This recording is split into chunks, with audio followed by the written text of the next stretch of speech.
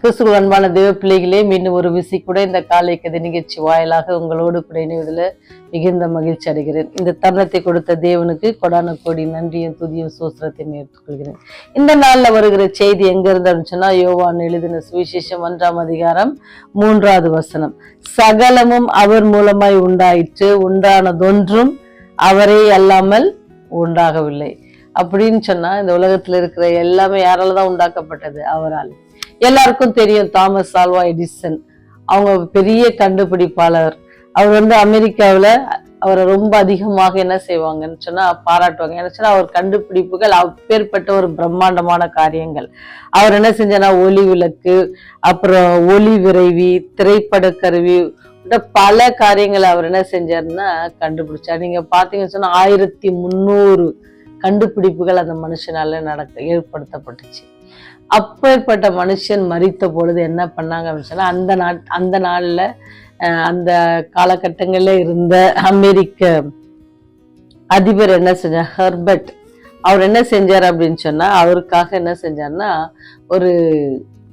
ஒரு நிமிடம் அமெரிக்கா முழுவதும் என்ன செஞ்சான், எல்லா மின்சாரமும் நிறுத்தப்பட்டுச்சா. ஏன்னு சொன்னா, இப்பேற்பட்ட கண்டுபிடிப்புகளை கண்டுபிடித்து அநேக மக்களுக்கு பயன்படும்படி எல்லாவற்றையும் கண்டுபிடித்தவன். அவருக்கு என்ன செய்யணும், நம்ம ஆனர் பண்ணணும், அவருடைய அவரை நினைச்சு பார்க்கணும், இல்ல அவருக்கு நம்ம ஒரு ஆனர் பண்ணணும், மகிமைப்படுத்தணும் அப்படின்னு சொல்லி அந்த நாட்கள்ல அந்த அதிபர் அப்படி செய்ததாக ஒரு சரித்திரத்தை வாசித்தேன். நினைச்சு பாருங்க, இங்க நம்ம வசனம் என்ன சொல்லுதுன்னா, சகலமும் அவர் மூலமாய் உண்டாயிற்று, உண்டானது ஒன்றும் அவர் இல்லாம என்ன செய்யல, உண்டாகல. இந்த உலகத்துல நீங்க பாத்தீங்கன்னு சொன்னா, ஆதியாகமம் 1ஆம் அதிகாரத்தை எடுத்தீங்கன்னு சொன்னா, ஆண்டவர் வார்த்தையினால எல்லாவற்றையும் சிருஷ்டிப்பார். வெறுமையும் ஒழுங்கின்மையா இருந்த பூமி என்ன செஞ்சாரா, ரொம்ப அழகா அவர் என்ன செய்யறாரு, சிருஷ்டிப்பாரு. வானத்தையும் பூமியும் சிருஷ்டிக்கிறாரு, ஆகாய விரிவை உண்டாக்குறாரு, வெளிச்சத்தை உண்டாக்குறாரு, மரம் செடி கொடிகளை உண்டாக்குறாரு, நீர்வாழ் ஜந்துக்களை உண்டாக்குறாரு, மிருக ஜீவன்களை உண்டாக்குறாரு. எல்லா வார்த்தையினால ரொம்ப அழகா என்ன செய்யறாரு, உருவாக்குகிறார். சகலத்தையும் அவர் என்ன செஞ்சாரு, உண்டாக்கினார். சகலமும் அவர் மூலமா உண்டாச்சு. ரொம்ப விசித்திரமான ஒரு காரியம் என்னச்சுன்னா, மனுஷனை அவருடைய சொந்த சாயலாக அவர் சிருஷ்டித்தார். பூமியிலிருந்து மண் எடுத்து என்ன செய்யறாரு, சிருஷ்டிக்கிறாரு. அவன் நாசியில அவருடைய சுவாசத்தை ஊதுறாரு. அந்த சுவாசம் தான் இன்னைக்கு உங்களுடைய நாசில நிறுத்தாதபடிக்கு தேவன் கிருபையாய் தந்து கொண்டிருக்கிறார். இப்பேற்பட்ட பெரிய அதிசயங்களை செய்தவர். சரிங்களா? நீங்க பாத்தீங்கன்னு சொன்னா, ஒன்னும் நம்மளால நீங்க காண்கிறது, நம்ம கண்ணில் பார்க்கறது, இந்த வானம் பூமியில எவ்வளவு பிரமிக்கத்தக்கதில்ல. யாருன்னா நீங்க வானத்தை பார்த்து ஒரு காரியத்தை யோசித்து பாருங்க, நினைச்சா இதை படைச்ச கடவுளை பத்தி நமக்கு விடையே கிடையாது, ஆச்சரியம்தான் வரும். அந்த நிலாவை பாருங்க, அல்லது சூரியனை பாருங்க, நட்சத்திரங்களை பாருங்க, எல்லாமே என்ன செய்ய, நமக்கு வியப்பை ஊட்டும், ஆச்சரியத்தை தரும். ஏன்னா அதை படைத்தவர் அவர் வல்லமில்லை. இந்த மனுஷ உலகத்துல ஒரு சில கண்டுபிடிப்புகளை கண்டுபிடித்த மனுஷனை எப்படி அவங்க கௌரவப்படுத்துறாங்க, இல்லை கனப்படுத்துறாங்க அப்படின்னு பார்த்தா, அந்த நாட்டுல அவருக்கு பெரிய கனத்தை கொடுக்குறாங்க.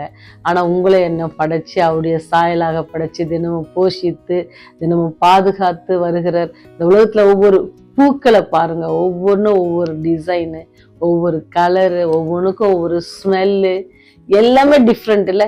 இதெல்லாம் நீங்களும் நானும் பண்ண முடியும்னா கண்டிப்பா பண்ண முடியாது. ஏன்னு சொன்னா, சகலமும் அவரால் சிருஷ்டிக்கப்பட்டது என்பதை நீங்களும் நானும் உணரணும். அப்படி அவர் வல்லமை உள்ளவர், அப்படி சிருஷ்டிக்கப்பட்ட தேவன். ஏனென்றால் அவருக்குள் சகலமும் சிருஷ்டிக்கப்பட்டது. பரலோகத்தில் உள்ளவைகளும் பூலோகத்தில் உள்ளவைகளும், நாம பார்க்கிறது காணப்படுகிறவர்களும் காணப்படாத சகல வஸ்துக்களும், சிங்காசனங்களானாலும் கர்த்தத்துவங்களானாலும் அதிகாரங்களானாலும் சகலமும் அவரை கொண்டு அவருக்கென்று சிருஷ்டிக்கப்பட்டது என்பதை நம்ம என்ன செஞ்சுக்கலாம், ஒரு நாளும் மறந்துடக்கூடாது. சகலத்தையும் படைத்தவர் நம்மோட கூட இருக்கிறார். அதனால நம்ம எதை குறித்தும் கவலைப்படாதபடிக்கு நம்ம இடத்துல ஒப்பு கொடுத்து அவருடைய அதிசயங்களை ஆராய்ந்து பார்த்து அவருடைய அதிசயங்களை குறித்து அநேகருக்கு நம்ம சொல்ல தேவன் கிருபை செய்வராக ஜெபம் செய்வோம். சகலத்தையும் படைத்தவரே, வார்த்தையினால் இந்த உலகத்தை உண்டாக்கினவரே, உம்முடைய சாயலாகவே எங்களை சிருஷ்டித்தவரே, இந்த அன்பிற்காக கொடான கொடி சோஸ்திரம் ஆண்டவரே. இந்த நாளிலும் நாங்கள் கற்றுக்கொண்ட பாடத்தை போல சுவாமி, சகலத்தையும் படைத்தவர் நீர். ஆகையால் எல்லாம் உடைய கரத்துக்குள் இருக்கிறது, எல்லாம் உடைய கட்டுப்பாட்டில் இருக்கிறது என்பதை நாங்கள் உணர்கிறோம்.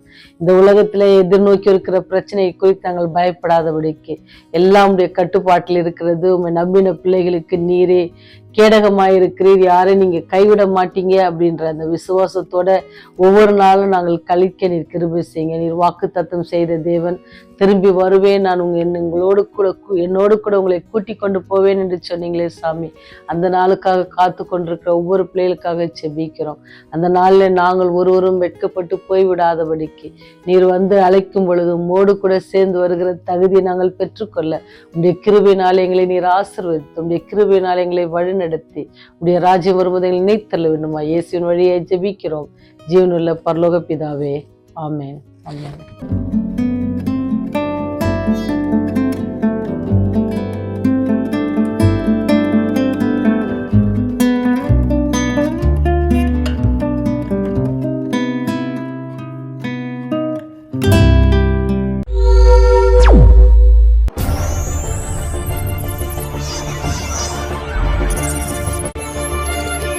நீங்கள் பார்த்துக் கொண்டிருப்பது உங்கள் ரிவைவல் டிவி.